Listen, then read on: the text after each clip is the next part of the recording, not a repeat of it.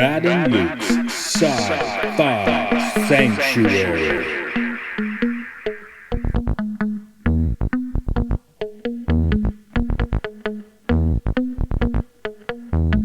The year is 3013. The galaxy is scintillating in the mellow light. Two galactic pilgrims seek out vistas in the samurai future to bring forth the unity of the cosmic shaman.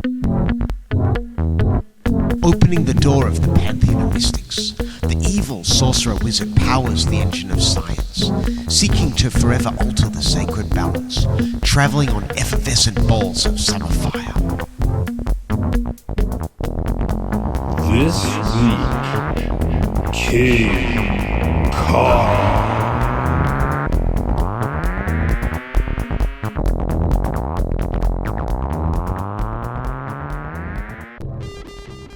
In the year 1933, history's greatest monster came to power.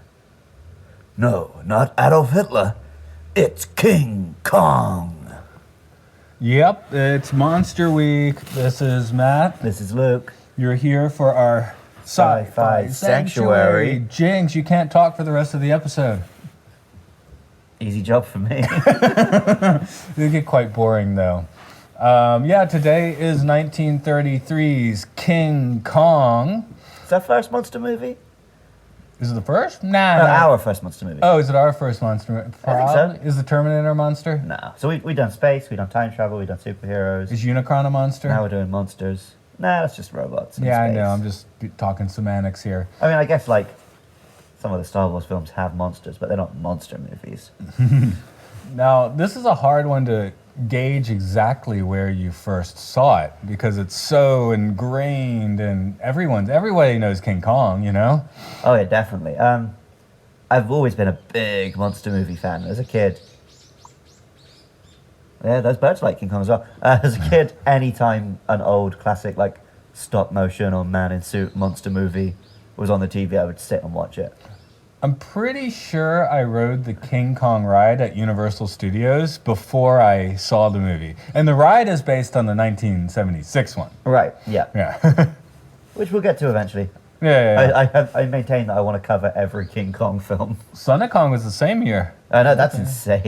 Especially... The reasoning was, we can only do a sequel if it comes out soon because otherwise people will forget King Kong. Yeah. I'm pretty sure they threw an equivalent amount of dinars into this as Metropolis got Reich marks. Just watching it, you can tell this was a big production. There's one other big thing. Before I get to that, so I rode the ride. I think I probably first saw the movie coming to it from a film scholar perspective in my late teens when I actually thought about that sort of thing. So when I first watched it, I was actually paying attention to the structure and the cinematography and the mise en scène and all that sort of stuff. And so, by the time the Peter Jackson one was announced, I had watched both the old King Kongs many times.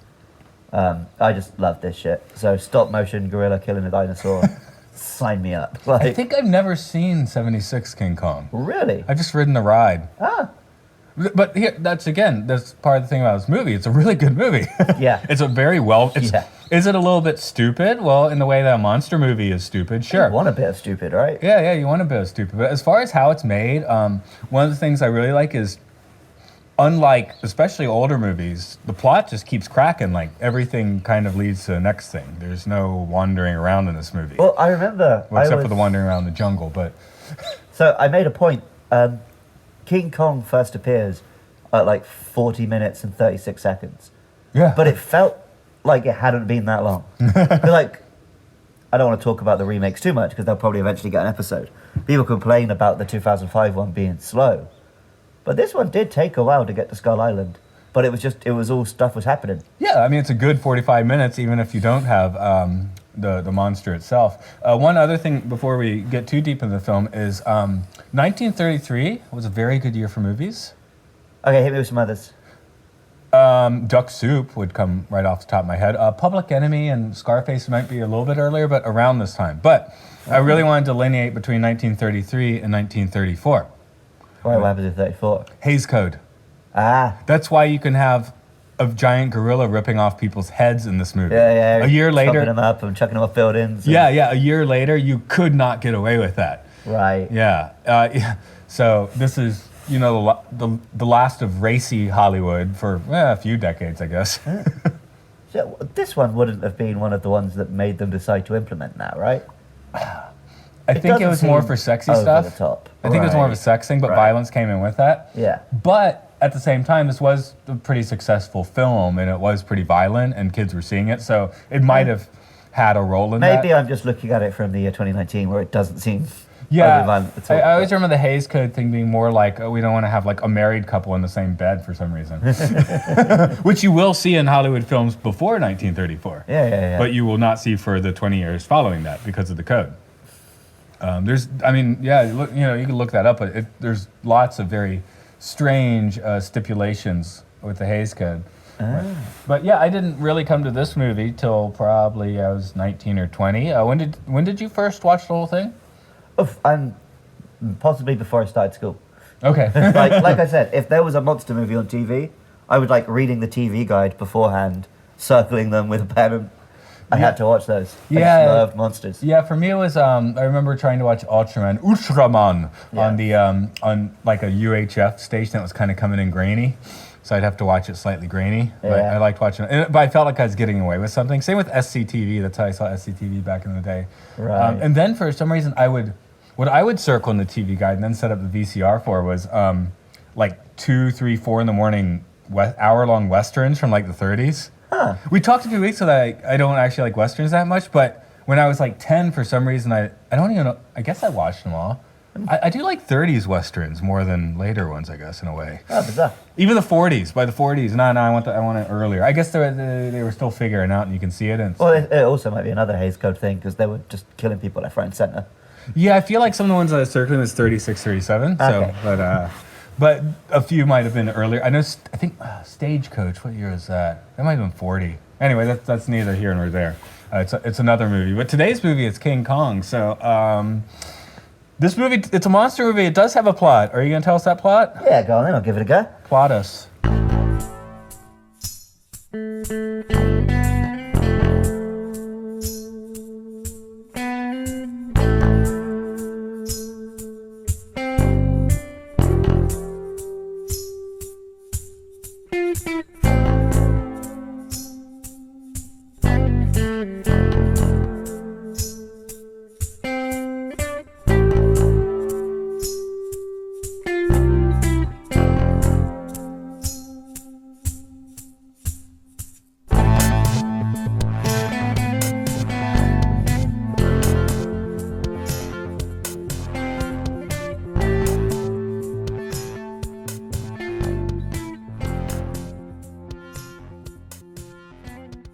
Filmmaker extraordinaire Carl Danham is famous for shooting his pictures in exotic locations like jungles. He's come into possession of a map which will lead him to a never-before-seen location, and he needs a leading lady for his film. But no women will work with him because he's got a reputation for dangerous misadventure. Weinstein. So, slightly creepily, he goes and picks up a borderline homeless woman and offers to, let her eat if she'll come, and that very next day, come on a boat with him. On the boat, she very rapidly falls in love with the first mate. Then they arrive at the island where the slightly dubiously portrayed islanders worship an entity called Kong and offer up female sacrifices to their god. The islanders see Anne? Yes. Okay. Oh, no, because in the Barrow. 76 one, she has a different name. Okay. She's Dawn in that one. The islanders see Anne and decide that she will be the next sacrifice. And so they sneak aboard the boat and kidnap her and give her to Kong. Kong is a big-ass gorilla, and he is very happy at this little snack of white meat. So he takes her away into the jungle and is pursued by our heroes. Along the way, they encounter dinosaurs, pterodactyls, just like a lizard. And Kong, although mostly just being a monster, does protect Anne from some dinosaurs in a sick fight. But eventually, her love interest man, manages to find her and take her back to the ship with Kong in hot pursuit. Kong is knocked asleep, taken back to New York, and displayed in chains as the 8th wonder of the world. But, of course, he escapes, goes on a bit of a rampage, finds Anne again, takes her to the top of the Empire State Building, gets shot by airplanes, and falls to his death. But it wasn't the airplanes. It was Beauty killed the Beast. Falling apart at any moment. Just doing my Keith Moon impression. Could dial 322 for a skunk and bones. To live through interesting times again. Visions of Gaza flourishing in green. Faces of kings and mountains I'd seen.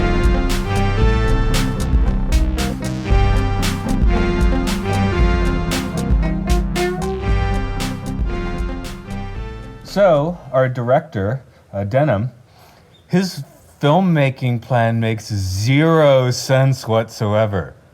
It's just, his only cast member seems to be her, right? Who he just found.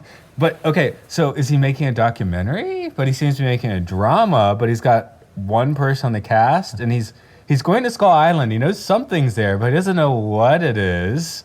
And, yeah, like, how is he planning to get anything out of this? I have no idea. He doesn't have a script or anything. He doesn't even know it's there. He's just hoping a monster will chase her and he can film her screaming. That seems to be his whole shebang. Yeah, this movie would have been quite different if his boat was heading for Epstein's Island, I'll tell you that. Because that's how it played out. But A little bit. But, you know, he says, no, I'm on the... She at least reacts like she knows this could be something a bit dodgy. Right. Like, Well, so it the certainly filmmakers smells were dodgy. aware, right? It's one thing that is amazing is how many moments from the newer remakes are actually in the original. Just little character moments and stuff. Yeah, it's well written. I Yeah. mean, this is a tightly...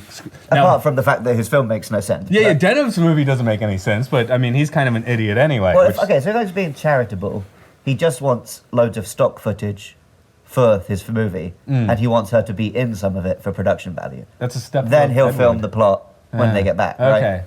Because Ed Wood, he just take the stock footage. He didn't make it himself, so Yeah.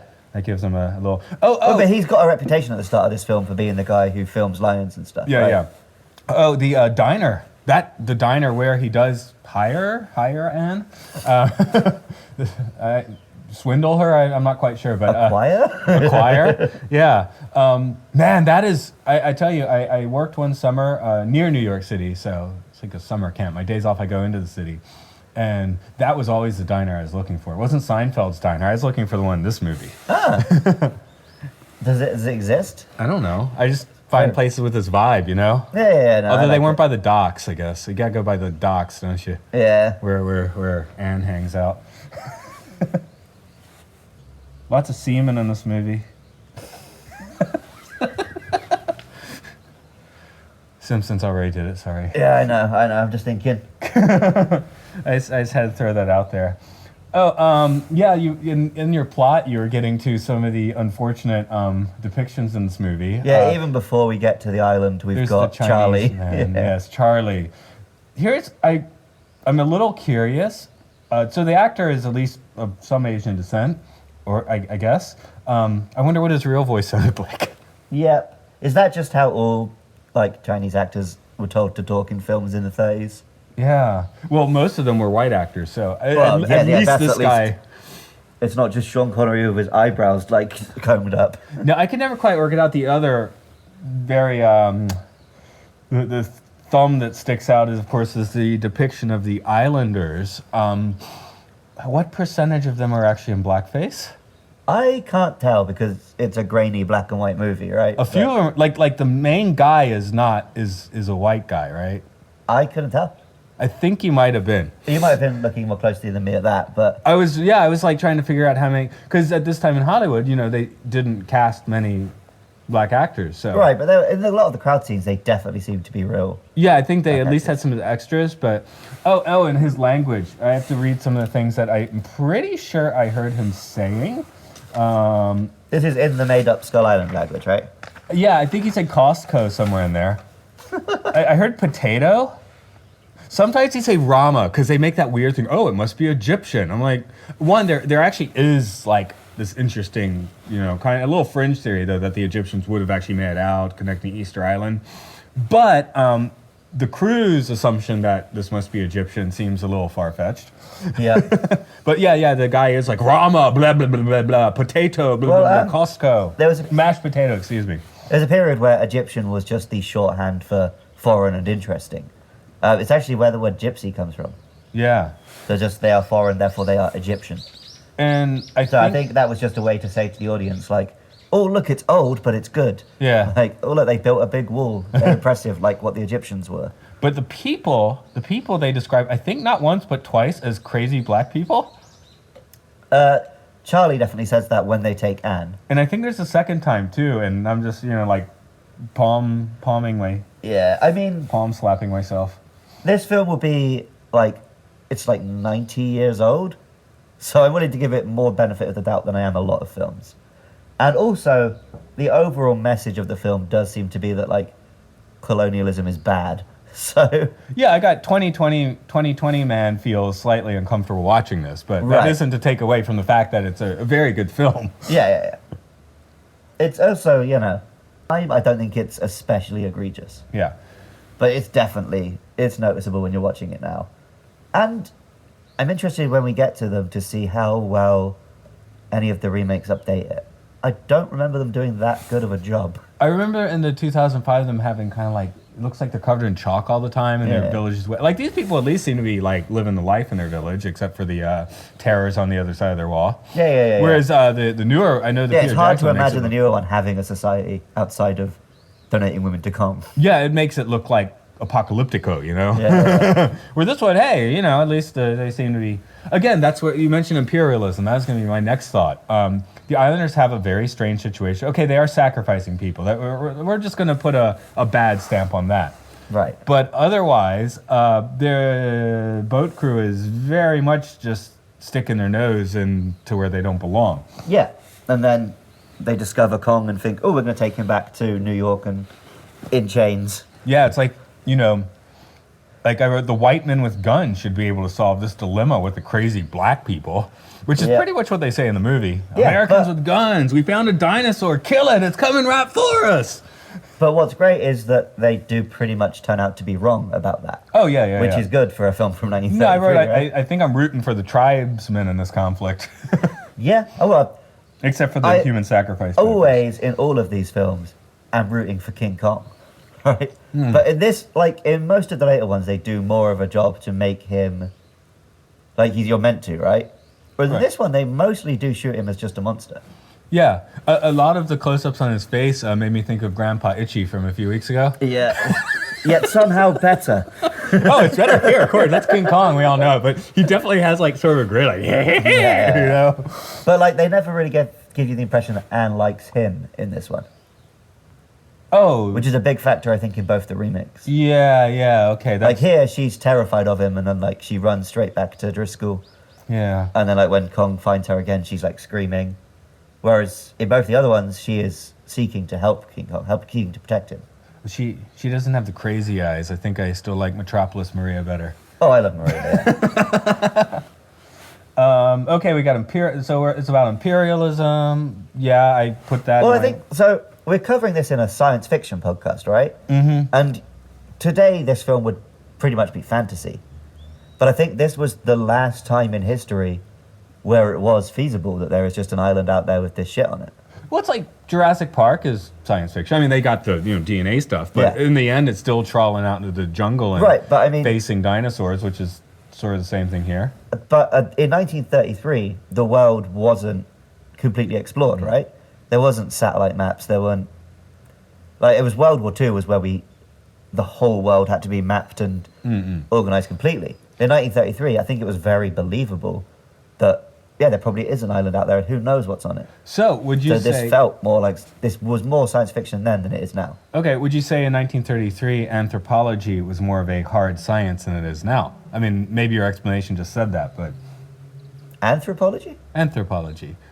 archaeology is digging up stuff, right? Right. Anthropology would be studying cultures Right. outside of, or if you study your own, I guess it's like social science. or Yes, something, sociology. But if you're looking at other cultures, it's anthropology. Yeah, well, I mean, back then there was probably still a lot of very problematic ideas of like trying to rank societies and stuff, right? Oh yeah. You mentioned phrenology last week, right? I think that was out of fashion by 1933, but Yeah, but there was still definitely, well, World War II, a big factor in that was that there was still this idea that the white Western races were on top, and then maybe the Asians were under that, and then under that was the blacks, and it was... And this movie puts those tribes people at the bottom of the heap. Like, 100%, you're not, I mean, watching this movie, especially when it's made, you're not supposed to identify with them at all. They're just like crazy natives. They're not supposed to be any more human than King Kong and the dinosaurs are. Right. But now I'm thinking it's like, what are these people doing here? Get out of here, But that's the imperialism kick, I guess. At the same time, this is an American film, and America was doubling down on isolationism at this particular point in time. Huh. They did, if you remember World War II, America didn't get in until Pearl Harbor. Right. By which point everyone else had been at it for 2 years already. Yeah. Well, I mean, after World War I, right, it was, we don't want any more of that. We need to just concentrate on fixing our own economy. Yeah. New Deal, all of that shit. So imperialism would suggest that they're getting out there. But at this point, America is basically laying pretty low on the international scene, which is, it's hard to think of that now because it's certainly... they love sticking their fingers in pies they're not invited to. Yeah, maybe this film is like a political diatribe that America should remain isolationist. Very possibly. Not really. Oh, yeah, but bringing a foreign element into America was bad, was like the most basic element of the message of this film. Yeah, okay, I got you. I'm not saying, I don't think you're completely off base there, but I think, I don't think any of that was conscious. If you read interviews with, I forgot his name, Meriden? Is that the guy? That's a first mate? No, the actual man who made King Kong. Oh, crap, I should have put that in my notes. Oops! Shall we? Yeah, I opened up the wiki page. I didn't read it all. I've read the King Kong wiki page many times just for my own amusement. Okay, so. there you go. No, I'm just throwing out that if we're a little off, we work for the same company and had the Bacchanal last night, which you stayed for longer than I did. But Yeah. I was karaokeing until 3 a.m. last night. So. I want to hit any more just major themes. Denim can't make a movie. Imperialism. I guess unintentional racism or intentional. I don't know. Pretty awkward love story would be the other part. That's here, but it's definitely, like you said, it's definitely not more subtle. I guess it's less reciprocal. Oh, sorry. I don't mean sorry, I'm not actually talking about her and King Kong. I was talking about her and the first mate. I assumed he was gay, to be honest. Well, it was just such a cheap, like, oh, I don't think a woman should be on a boat. Yeah. Oh, actually, I guess you're all right. Oh, now I'm in love with you. We've known each other for like a week. Yeah. I wrote in here, quote, one weird innuendo in the dialogue with the first mate. I love you, but Jack, you're queer. Mm-hmm. Sorry, I got the voices wrong. Switch it. I love you, but Jack, you're queer. There we go. That's how I heard it when I was playing. Marion C. Cooper created King Kong. Okay, there we go. And he literally just said, I wanted to make a film about big gorilla because I like gorillas. So... You can't fault that. No, but I'm saying I don't think there was any colonialism angle there. One more just, how did this happen? If it's so dangerous outside the gate, how did they manage to build like a megalithic carved platform out there? Is it like okay during the day? The Kongs built it. Oh, Kongs. There's more Kongs. There's a son of Kong, I guess. Yeah, he's just the last Kong before there have been many Kongs. Yeah, okay. Well, because they never really say it in this one, but the implication, like, especially in like Skull Island, is that Kong protects the humans from everything else, and that's why they give him the women. Right, okay. I got it. Because that wall wouldn't keep all those dinosaurs out forever. How thick is it? Kong bashed through it. Yeah, but he was protecting... Okay, he was protecting the poor, gotcha. Yeah. Now he's not. Yeah, because they took his woman away.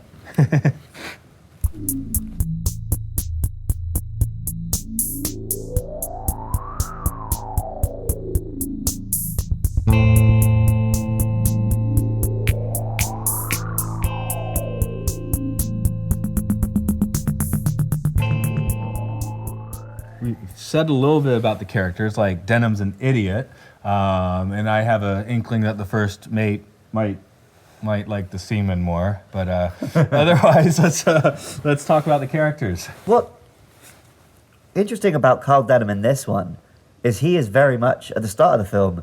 Everyone loves him. He's like top dude.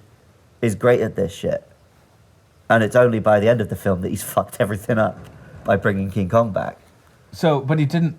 Like I said, he didn't have any plan really. Is he just lucky so far? He's just his plan is I'm good at filming wildlife and stuff. Right. Everything, like as far as he's concerned, the audience has come to see that shit, and he'll slap a story on so he can call it a movie. Well, he's perfectly happy once his whole film. I mean, he's everyone's dead. This is awesome when his entire film crew eats it. Yep. And half the crew of the boat. Was it 14 people? It looked like more than that. I'm not sure. I think they said a number like 14. Okay. But man, hey, and that's a good film crew. They built a functional raft in like 20 seconds. Yep. And they got chucked off a big log. Yeah, well, shaken off the log, really. Yep. I feel like they said 14. But yeah, Denham is probably the character, as you know, pretty much all the characters are done better in the various remakes. But Denham particularly, he is portrayed way too heroic in this one. But maybe that's deliberate because then it's like his fall from grace or whatever. But you don't really get to see that. Well, I guess one thing is he's very prominent in the first part of the film. He's very prominent, of course, displaying Kong in New York City. Right, but for most of the adventure stuff, he's not involved. Right, he's in the back seat, if there at all, right? That's when our heroic lad takes center stage to save our damsel in distress. So I guess we need to talk about those two. Because obviously, Fay Wray is given top billing in this film. Right. Because, of course, Anne is the main human character. But she is mostly just a damsel in distress throughout this film. Right. She gets a lot of screaming. Hey, this movie, I think the actual Wilhelm scream comes after this from a Western, but man, if you in here definitely sounded like it. Yeah. Well, there's Not a lot hers. of just guys getting killed by monsters and chucked off things, so they needed a lot of stock screams. But yeah, it's those wonderful screams that, as we have mentioned past episodes, you just don't hear in movies these days. No, not so much. It's just nice to hear some dude shriek before getting eaten in half. Often by herbivorous dinosaurs in this film. Oh yeah, the Stegosaurus, man. The Stegosaurus, the Brontosaurus, they're all just killing people. I know. When I was 6, Stegosaurus was like, he's a nice one, he's a cool one. But man, Stegosaurus will fuck you up. Yeah, he doesn't give a shit in King Kong. Why does he want to eat people? I know the Stegosaurus just charges them, I think. It's the Brontosaurus who's like picking them up and biting them and chomping them and stuff. Well, he hasn't. Well, wait. Okay, he hasn't seen that kind of human. Test it out. They might be plants. He doesn't know. I mean, maybe it's just self-defense. Humans are assholes. Oh, here's why that guy wasn't tasty, so he curb stomped him. That's what happened. That's King Kong's like #1 move against humans. Just bite them, then throw them on the floor and stomp on them. Are we finished? We're on the first mate. Okay. So yeah, the first mate. Yeah, first Here's mate. the point: what's the first mate's name again? Yeah, that's my point. No, I knew it just now. Yeah, I know you're an expert on this movie. Driscoll, Jack Driscoll. I only know that It is Driscoll. Okay. because that's the name of the much more interesting character in the 2005 one. Oh, okay. That's I actually Adrian did write, Brody's character. I did actually write Driscoll down once or twice in my notes here, so Yeah. I guess it stuck at least that much. But right, it didn't stick because of this character. It stuck because of a later character. Hey, one other character I'd like to talk about, who's actually probably the most even-headed person in this movie, is the boat captain. I kind of liked him. He usually has pretty good advice for everyone, Yeah. and they don't listen to him, but... Yeah. He's like, maybe don't take her onto the island. We don't know what the fuck's going on here. Yeah, maybe we should keep screwing around with this, and maybe they shouldn't. And and here's any modern movie: they show up Skull Islands and shrouded in fog. It's like, well, we got to make our way through. We're here. They wait for the fog to lift. Yes, it's actually a good captain. It's like, no, we're not going now. That's a terrible idea. Just wait like 5 hours. Yeah, he's a top dude. So he's smarter than most people in films these days because they just go barrel-headed in, you know? Yeah, he was actually a legitimately good captain, which you very well. Yeah, normally it would be you're meant to think, oh, this guy's an odd stick in the mud. I want to side with Action Man wants to do something and screw the old guy. But Action Man's Here the it's first like- made anyway, right? Yeah. So I guess here's the thing: Action Man is Venom, right? Yeah. But he's not really Action Man because he can't actually do that. Right. So other people they're just following the whims of a madman. Yeah, basically. Well, again, I think that's something which is done very subtly here, but is leaned into more in later ones. Yes, yes. Because he is just taking them on this fucking mad map that he got from some weirdo into danger. Well, yeah, this movie's broad strokes. It's 90 minutes, right? Yep. Well, it's a little longer than that, but I think it's about 100. It's like 1 hour 40, I think. I mean, how much of that detail do we really need? I mean, I guess you're going to remake it. Yes, get into it. That's not bad. Get into it for 3+ hours. I'm not sure. We'll talk about that another time. But this it just gives you what you need, so that by the time you see King Kong, there's some people you care about, and you're on for the ride. And it does that very well. well, then there's the character we actually do care about. Kong. Yes. Yeah, he is such a he's a treat to watch 90 years later. Yeah. I mean, the weird stop motion looks goofy, but it still carries some character. You got a bug crawling on your ear. Oh man, is it gone? I still got. No, it's still there. Is It's up on the top part. No, it's gone. Okay. Oh, there it goes. Yeah. Better than a Kong in my ear. December and we got the bugs. What's up with that? Yeah, we are I've sat outside in shorts and it's December 16th. Anyone was wondering if global warming is real. Well, it was cold a few days ago and probably It cold. comes and goes, Yeah, yeah. it's definitely warm today though. I'm not wearing my crazy man Bright hat. blue skies. Barely see the clouds. Chemtrails are gone. Oh, yeah. I came out of the station today. It was like a grid in the sky. Yeah, I saw a few today. Yeah, okay. Hey, Why am I so humouring you? They're not chemtrails. anyway, Kong's in love, right? I mean, he's horny. Yeah. So would Kong With those eyebrows and that smile. would Kong be happy with like a life-size Barbie doll or a 8-time size fuck pillow? Some of those shots, he has got a life-size Barbie doll. Yeah, I mean, hell, give him that. If he's cool with that, we're good to go. Yeah, they very smartly never explicitly give you what it is that Kong likes about the woman, right? Maybe it's seeing some. How old is Kong supposed to be? Again, you don't know, right? So it could be hundreds of years old. Yeah, So this is the first new thing he's seen forever. yeah. That could be it. In both the remakes, they tried to be a bit more explicit. In the 76 one when she escapes and she's like, "Oh no, don't hurt him. It's nice."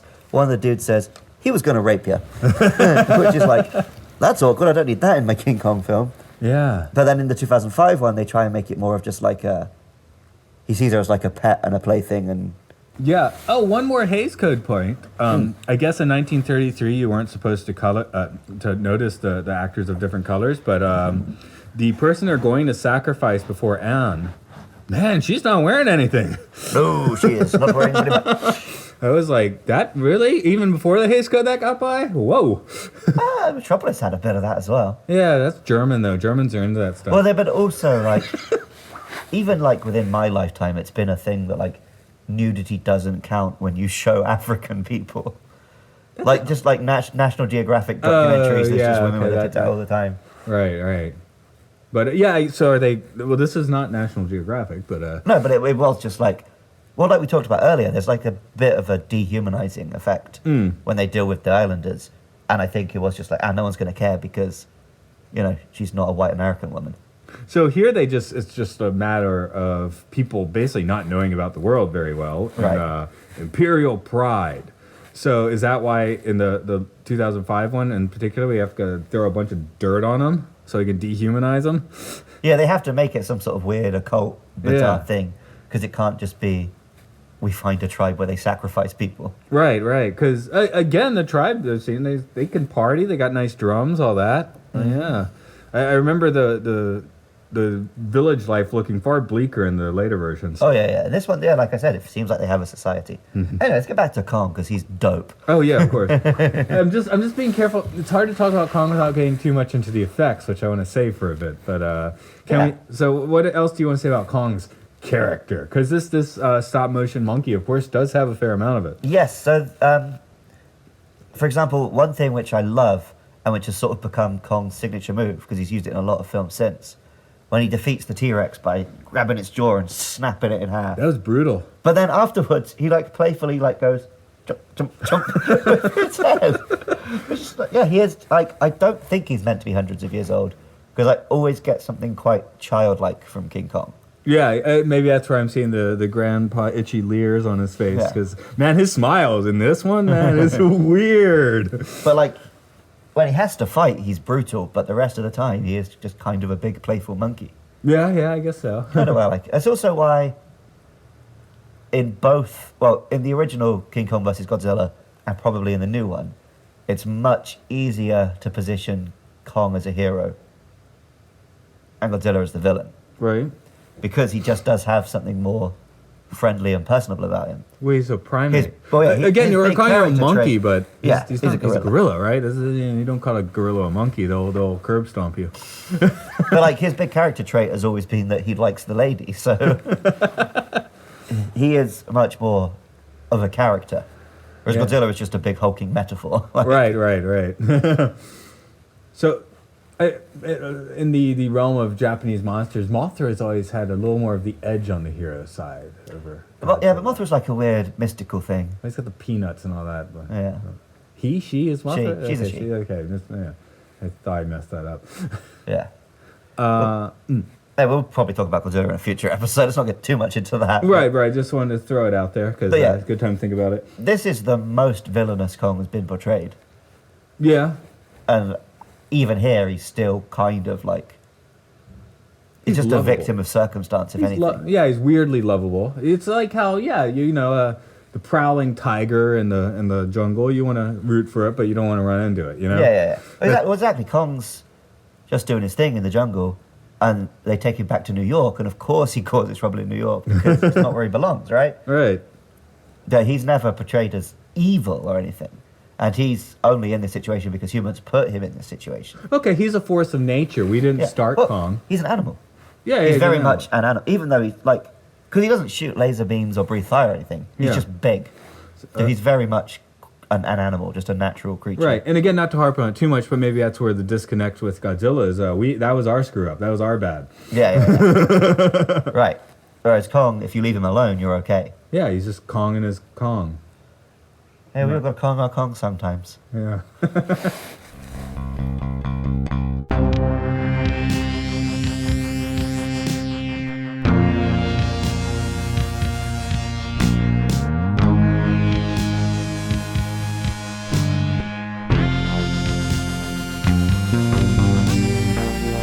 Time moves backwards, I get older and younger and I see.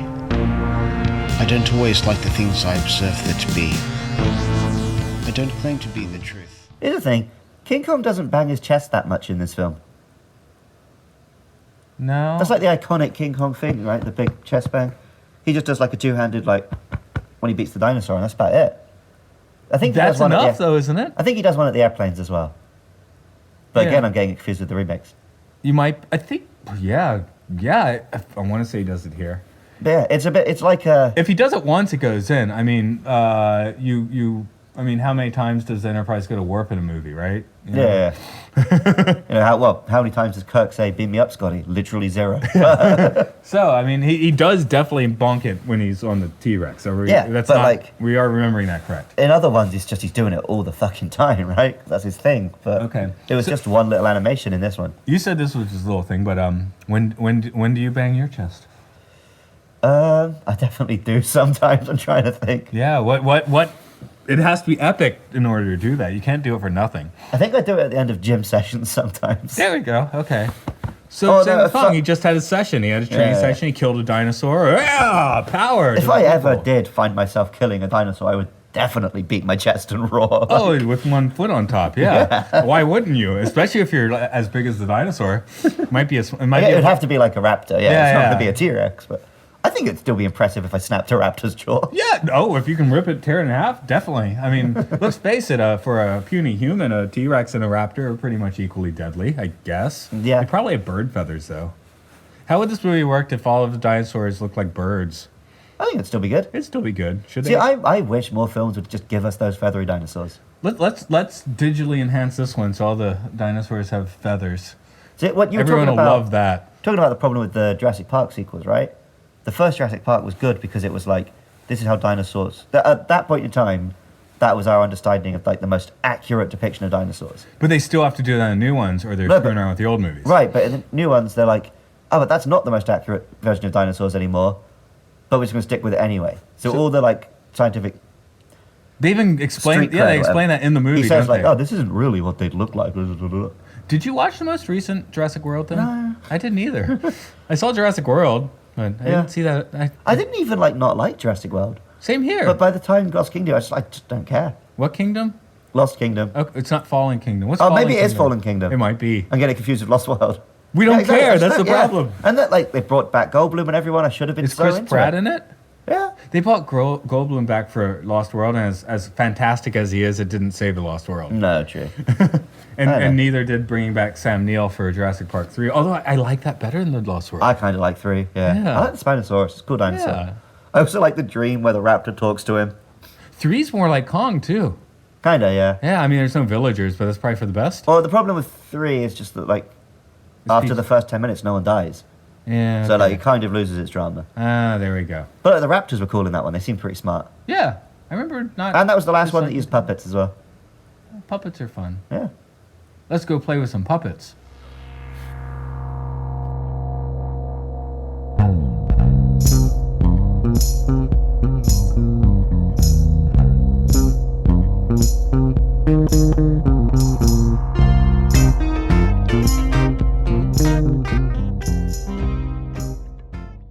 So this film would still be triple. I'm going to start over.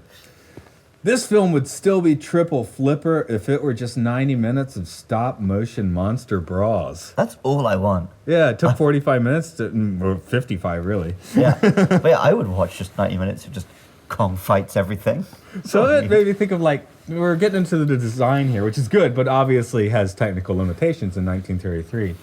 A lot of it made me think of like a dark ride at a theme park. Because it's like there's the setting and there's the people, like the fake palm trees, and then there's Right. like a screen with the monster action happening. Yeah. You know? But when they pulled this off, this was really groundbreaking.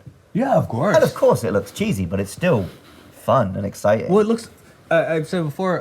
You know, there's a difference between like, I guess, effects that look good and effects that look creative. Right. So they don't look good anymore, but they're very creative. yeah. And it's still exciting and fun action. And Right. the characters still interact in an entertaining way. Well, I guess a good effects crew, they sort of imbue their work with, you know, their not ambition, their Personality? enthusiasm. Yes, Enthusiasm's a good yes. word. Yeah, So yeah. the film, I mean, the effects maybe now you know what? They still look good. They're just Yeah. clearly effects. Right, but there's so much character Yeah. in Kong and in the dinosaurs and everything. Right. And like the animations, like I said, they are still using those moves in like newer Kong movies. Because they just captured, you know, he's a gorilla, he's a bit smarter, and he's fighting like a smart gorilla would fight. And it looks good. Yeah. And then they're also throwing all that money into like the sets and stuff. That village is quite epic. Yeah, you got big sets, and then you've got like big animatronic Kong hands and feet and faces, right? Right. So it's like with CGI today. It looks best when it's also mixed with lots of real things in front of the camera. And this works because the stop motion is mixed with lots of life-size Kongs in front of the camera. Yeah. Okay. This is not the first time they did dinosaurs on the big screen. I believe there's a silent Lost World. I'm sure. Sir Arthur Conan Yeah, Doyle's but Lost World. was that when they literally just like attached some spikes to some iguanas and filmed them? I think that might be the case. Yeah, there's a few like that. So, yeah, this is very groundbreaking. I think it's the first time they tried to do like legit dinosaurs. Yeah, I don't know if this is the inception of stop motion, but it's when it brought it to like the big time, right? Yeah, and I put my last note here is that we can't forget Ray Harryhausen. Did I just say his Ray name? Harryhausen. Thank you. Okay, I believe he worked on this. He wasn't in charge, but this is where he cut his teeth here, if I remember. I don't know if he worked on this, but he worked with the guy who did this. Okay. I don't think he was old enough to be actually working on King Kong. Okay, those thumbprints are definitely all over it, because if you dig this stop motion, you go watch Sinbad, right? Yeah, maybe he worked on like Mighty Joe Black or something a few years later. But rings a with bell, the yes. with the effects artist who did King Kong. Yeah, anyway, the tradition of this kind of effect definitely starts here. Yeah. and again, I love all of that shit as well. And is it dead? Star Wars still had it, right? They had the 3D weird chess game thing. Yeah, With well, the stop tauntauns motion. and stuff. Yeah. Star Wars, they came up with a interesting technique. They would put small motors inside the models, so that as each frame was taken, it was moving slightly. So that when it was animated, it looked a little more natural because it'd be Okay. blurry in each shot. So, do we have any real nice? We got nice stop motion animation. Yeah, I was going to say, these days, stop Aardman. motion is used on its own, Yeah. but it's never used as an effect in live action stuff. Man, the Terminator had stop motion. Yeah, the original. Yeah. And it was a life size Yeah. stop motion model. That's cool. I'm just trying to pinpoint the last time we saw a stop motion in a non-animated film. I think it would have been either Terminator or Star Wars. Yeah, I can't think of any. Return of the Jedi, the Rancor is all puppets, right? It's not stop motion. I think you're right. Yeah, I believe that is correct. So, yeah, maybe... Christ, yeah, maybe it's the Terminator. Yeah. I mean, I'm sure there are some, like, obscure ones we don't know about. But in terms of ones that, Like big budget movies. yeah, Yeah. that had a cultural impact. I mean, maybe They Live might have done stuff. Oh, like that, but- so Jurassic Park, they almost went with stop motion. Should they have? No, but here's what's interesting. When they did the CGI, they had like a stop motion skeleton. So they would animate it by hand, the same way you'd animate a stop motion dinosaur. But then that was fed into the computer and turned into a CG one. And people look at now, CG dinosaurs, but there's an awful lot of animatronics in that. Right, again, that's why it works, because it used the CG sparingly. Because you watch the new ones, it's all just straight CG dinosaurs. Yeah, and then the close-ups look terrible. And there's making up dinosaurs, yeah. Yeah, they didn't start on that. Oh, yeah, you giggled when you saw my cave for, I said Kong's cave suggests he likes the smell of fart. It just looked like a stinky place. I mean, it's a cave where a giant gorilla lives, so it's gonna stink, right? Although, Back to my smell-o-vision I've thing, got a man. fart story to tell you. Of course. Last week at work, so we got the stairs outside the building to go from the Yeah, second yeah. floor to the first floor. I was walking down those. I think I must have had my headphones in or whatever. And just with each step, I was doing just like a little fart, like a little, and giggling to myself about it. And I got to the bottom and turned around, and one of her colleagues, who's very quiet and shy, had been walking behind me every step. And I'm like, I know she'll never bring this up, but she definitely heard every single one of those farts. And me giggle. laughing to myself about the fact I was farting. That's cool. Yeah. So the climactic moment of King Kong. First, New York City Yeah. looks real good in this movie. This is the best New York looks in like any movie, basically. Yeah. Well, if I think of New York, I think Spider-Man and King Kong. No, I went That's to New York to me. I went to the top of the Empire Trade Building. Well, the 76 does use the World Trade Center. Yeah. But yeah, I was thinking Kong when I went to the top of the Empire State Building. Yeah. When I got there, I would be thinking the same thing, right? I did go to the top of the World Trade Center in 1993, high school trip, and tried to get perspective shots of my friends so it looked like they were falling off. That seems kind of... You still got those photos? Because they'd be weird now. Yeah, I got them in my parents' house in the States. They're not like digitized, right? Right. But yeah, I still have the photos. Because I had them in the observation room, like, ah! Yeah. Hey, I was a 15-year-old or 14-year-old in 1993. It was fine. Yeah. Just it's only wildly offensive now. Right. But yeah, 1920s King Kong, 1920s and 30s New York is like one of the coolest places that the earth has ever produced, right? Yeah. Like, that is the height of Art Deco cool. So And the Chrysler Building is way cooler than the Empire State Building. the Chrysler Building is cool. Oh, no, wait, that's the Baxter Building. I was going to say because it's where the Fantastic Four Oh no, the live. Baxter Building's even cooler, or Four Freedoms Plaza, right? They don't really have that, or X Factor's giant ship that's not there either. No, I know. Maybe one day. But yeah, similar to how with Terminator it was made, he had the image in his head of a skeleton comes out of the fire. This movie was made from, he had the image in his head of a gorilla fighting planes on top of the Empire State Building. That's a good image. And he worked backwards from there. And the Empire State Building was only about a year old at this point. Yeah, it was pretty new, brand right? spanking new. It's like when they stuck the Millennium Ferris wheel thing in the Bond film. Right, It yeah. had just been there, so we got to use that. Yeah. Didn't work as well as the Empire State Building in Kong, but whatever. Yeah, like the Empire State Building was the tallest building in the world for a long time, right? Yeah, I think it took a while for its beaten. Yeah. But the plan at the top, I had to put down a quote. This isn't quite designed, but Driscoll's like, if the planes can hit him without hitting her, while he's like wildly lunging off the top of the... How does that work? I like that whole scene where it's like, oh, I've got this smashing idea that no one else would have thought of. Airplanes! It's like these guys who have the airplanes didn't think of this before this random sailor came up with it. They were at the airport. They didn't know about... Well, but it's like they had to... Obviously, we were well past the point where he could actually save the day, but it still had to be him who did something. So he came up with the concept of planes. Yeah. I don't mean to keep shitting on Denham's head as well, but he's... Like, apparently the people coming to see Kong have paid $20 in a depression in 1933, and they don't even know what they're there for. What? This isn't a movie? I mean, what is he... I think they do point this out in The Simpsons. What are we just going to do? Sit here for 2 hours to stare at him? I mean, I would. Yeah, okay. But still, you feel like... But also, I don't like animals in, like, zoos as it is. I don't want to see King Kong in bondage. No, like, should they have, like, the Rockettes come out? Like, I know they're going to, like, interview... well, I think they Anne. put on a bit more of a show in the remake. Yeah, they did. Maybe that's where I'm thinking the Rockettes coming in. Yeah. But here it's just like, hey, look at him, there he is. The 70s one, he's at like a promotional event for an oil company.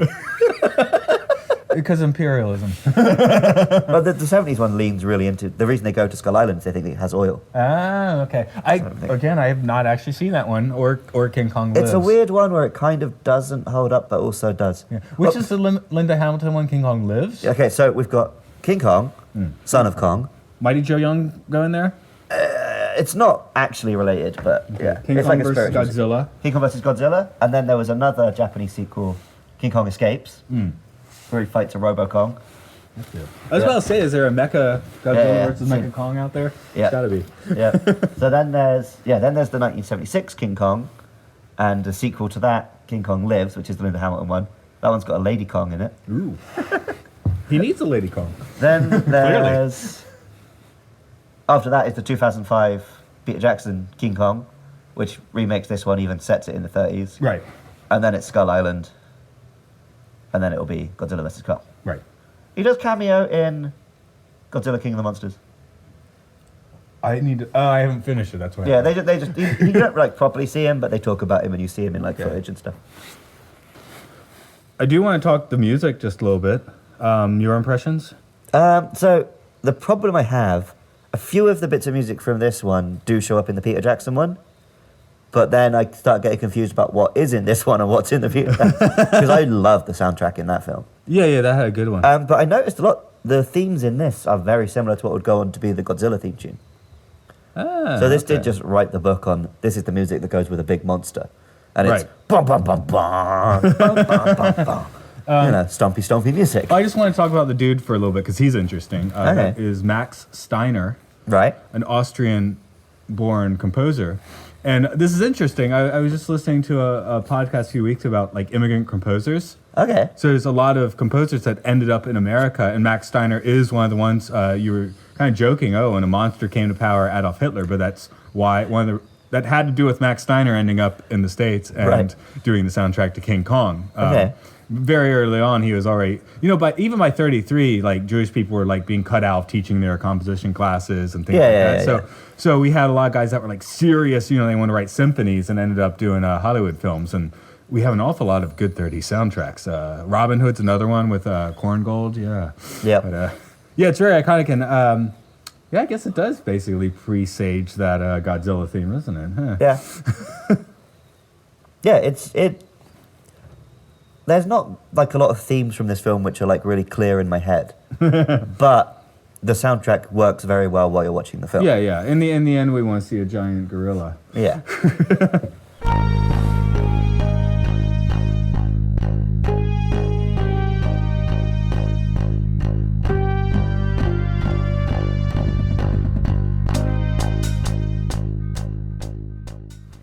So the question we always ask is, does this film still hold up today? Yeah, this is the template for. Is this the template for the modern blockbuster? I was going to use the exact same words. Yeah, this is the blockbuster, right? Yeah. It's simple story, effects led, spectacle, action, thrill ride. Yeah, there isn't anything before this, especially in the science fiction realm, which we are stretching into monster movie territory, of course, here. But yeah, no, yeah, definitely. This is the pacing. Again, I guess for a modern viewer, that's why this maybe 100 minutes is so nice and streamlined. Because as we see with the newer one, you blow it up to a 3-hour movie now, right? Yeah. Whereas this one clicks, but it's basically got most of the same beats as a modern blockbuster. Oh, 100%. Yeah, definitely. Yeah. And yeah, it moves at a pace. It's full of action. It never gives you time to get bored of anything. Has, little gags here, bit of excitement there. And a bit of the ultra violence, which we didn't get to have for about 35 years after this. Yeah. There's some nice blood and stuff in there. Don't know if I've ever watched any, but there's been a couple, colorized versions, right? Yeah, I haven't watched I hope this. they've got, real red blood. Just red blood. Yeah. Sin City style. Yeah. Oh, what, you mean just black and white with blood? Yeah. Yes, I would actually watch that. I've been down with that version. Yeah, I think the next time we got this much violence in a Hollywood film was probably The Wild Bunch. Okay, when was that? 68, 69, it's a Western. And the final showdown just has, they're given early Gatling guns. Okay. So it just has people getting ripped apart by Gatling guns and blood spurts. But before that, you got to go back to Kong for action quite that intense before it, I believe. Huh. Ben-Hur has a nice chariot ride, right? Yeah, it's pretty thrilling. It's not so gory. I seem to remember some people getting stabbed and shit. Well, yeah, but it's just serendipitously. They're just cool, right? You don't really see so much. And of course, there's some foreign films that might, Oh, of course. stretch the boundaries a bit. But yeah, this was about as far as they allowed the boundaries to be stretched for several decades, which I guess gave it time to, ferment. Yeah, well, it's one of those situations where, by the time the Peter Jackson remake was made, Kong was a classic of cinema and a masterpiece and blah, blah, blah. And so he felt that it should be a 3-hour epic. But when it released, it was just fun blockbuster, popcorn entertainment. Yeah. Like Shakespeare or something. He was written as just trash for the public. But now it's a masterpiece or whatever. This, of course there's some cutscenes. Have Yeah, you yeah. seen them? The photo? I think it's just photos. There's only photos. There's only and photos. then when Peter Jackson made the remake, he actually made stop motion replacement scenes. This for the old movie, film. this movie did not need giant spiders. No. I mean, I can definitely see if you're making it in 2005, let's do it. But Yeah. it's fine that never made it in. Yeah. I don't know. I'm like Indiana Jones. The thing that really gets me are snakes. I had the bug in my ears. Is it gone? It's gone. You could tell me there's a fucking spider on my shoulder. Is it gone? It's gone. Tell me there's a snake there. I'm running out. I'm the opposite. We're in a temple again, by the way. Yeah. Oh, I've just noticed there's a big ass fucking bug right under your butt. Is there? Dead.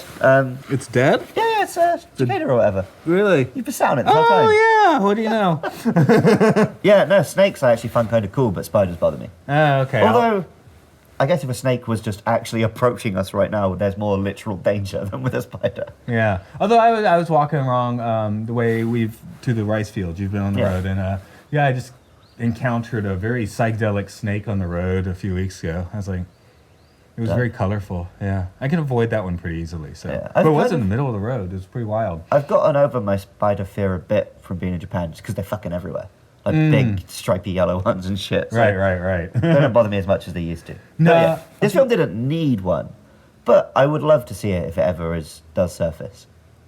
Just because I like the effect in these films. I would love to I see wanna an see them actual spiders. deleted scene for that. Yeah. But I would not want to reinsert it into No, I the don't movie. think I or don't think it's anything needed. like that. And we don't need a special edition of King Kong.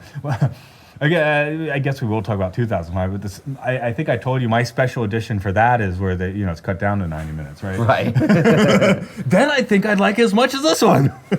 Yeah, I'm in the very specific audience of give me as much Kong as you can fit on a disc, right?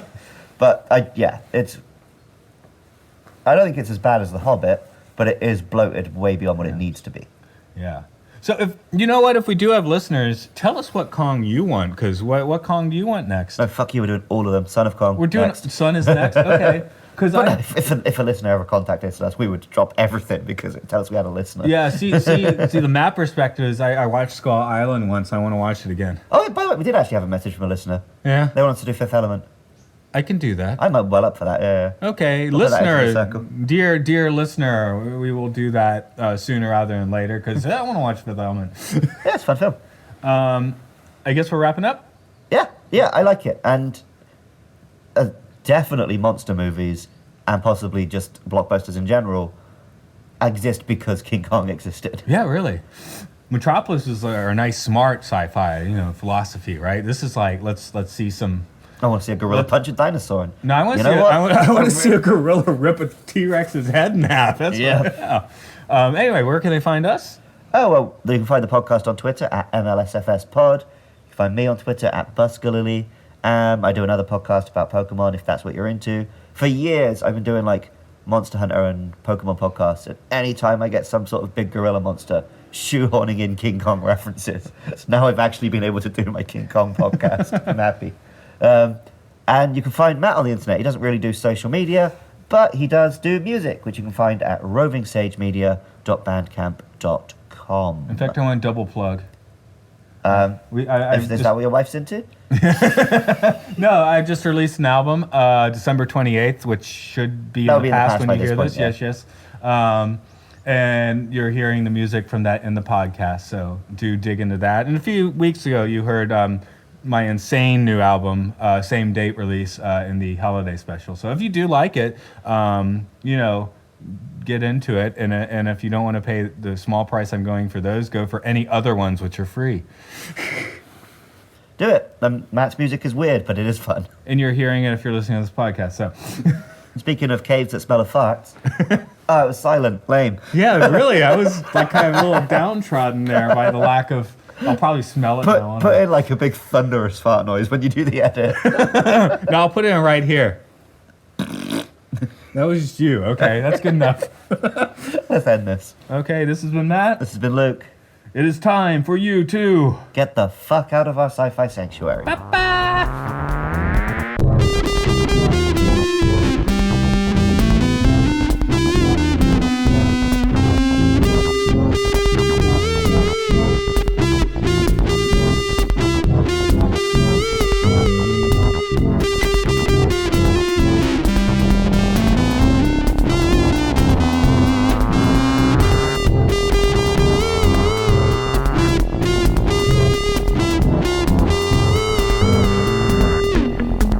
Next week, 2001, A Space Odyssey.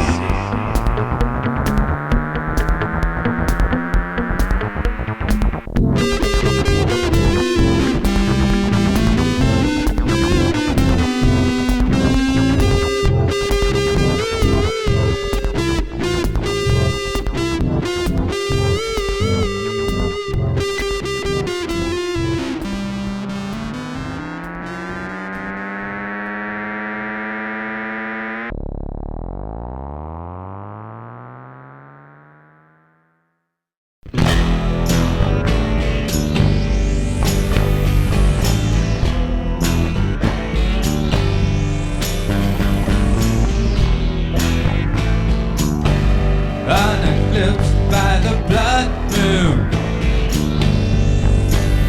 Echo Bridge, the seas still divide. I've got wind that locks rising up on the southeast blood tide, but we're our children again. Underneath the vibrant chance will grow our beats at the deep ends. That is how the spirit worlds close.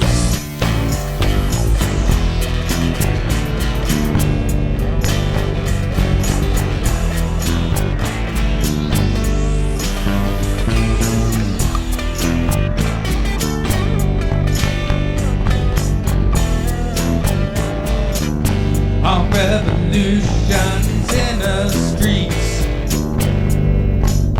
place carnations in the rifle barrel.